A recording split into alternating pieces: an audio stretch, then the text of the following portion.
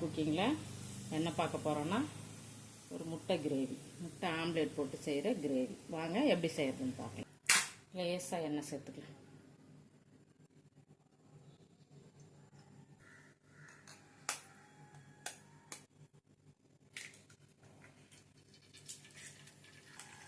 லேசாக மேலே உப்பு, கொஞ்சமாக மிளகுத்தூள். உங்களுக்கு எத்தனை முட்டை வேணுமோ அதை இது மாதிரி ஆம்லேட் போட்டு நீங்கள் எடுத்து வச்சுருங்க.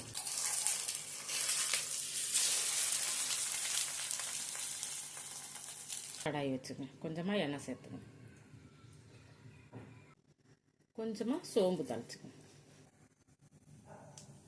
கருவேப்பிலை சேர்த்துக்கணும். கொஞ்சம் வெங்காயம் சேர்த்துக்கணும். கூடவே பொடியாக கட் பண்ணால் ஒரு 2 பச்சை மிளகாய் சேர்த்துக்கணும். சாப்பாடு கூடவும் சேர்த்துக்கலாம், சைடிஷாகவும் சேர்த்துக்கலாம். சப்பாத்தி, இட்லி, தோசை எல்லாத்துக்குமே உங்களுக்கு விருப்பம் போல் இது எல்லா கூடயுமே சாப்பிட்றதுக்கு நல்லாயிருக்கும். வெங்காயம் நல்லா வதங்கினோன்னே ஒரு 2-3 தக்காளி சேர்த்துக்கணும்.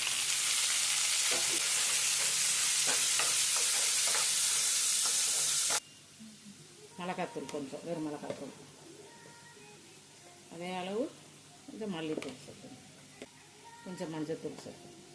கொஞ்சமாக கரம் மசாலா, கொஞ்சமாக சோம்பு பொடி வாசனைக்கு தான், கொஞ்சம் சீரகம், தேவையான உப்பை சேர்த்துக்கலாம்.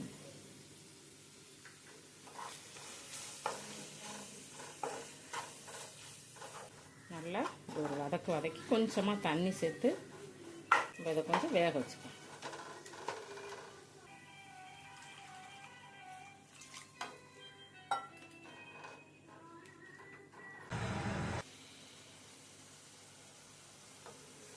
மசாலா எல்லாம் சேர்ந்து நல்லா வெந்து வந்துடுச்சு பாருங்கள். எண்ணெய் பிரிஞ்சோன்னா நம்ம அது கூட முட்டையை சேர்த்துக்க முடியாது.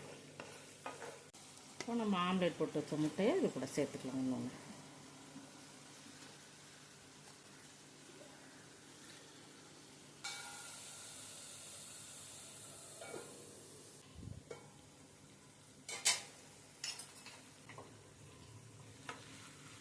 நம்ம அந்த முட்டையை அப்படியே திருப்பி போட்டுக்கலாம்.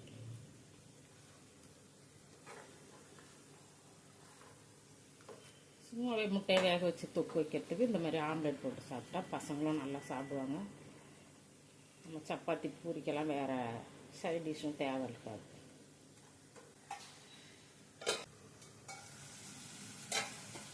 இந்த முட்டை கிரேவி நல்லா ரெடி ஆகிடுச்சு. லாஸ்ட்டாக கொஞ்சம் லேசாக மிளகுத்தூள் போட்டுக்கணும். மிளகுத்தூள் முட்டையிலே போட்டுருக்கோம், அதனால் கம்மியாக சேர்த்துக்கணும். கொஞ்சமாக கொத்தமல்லி சேர்த்துக்கணும்.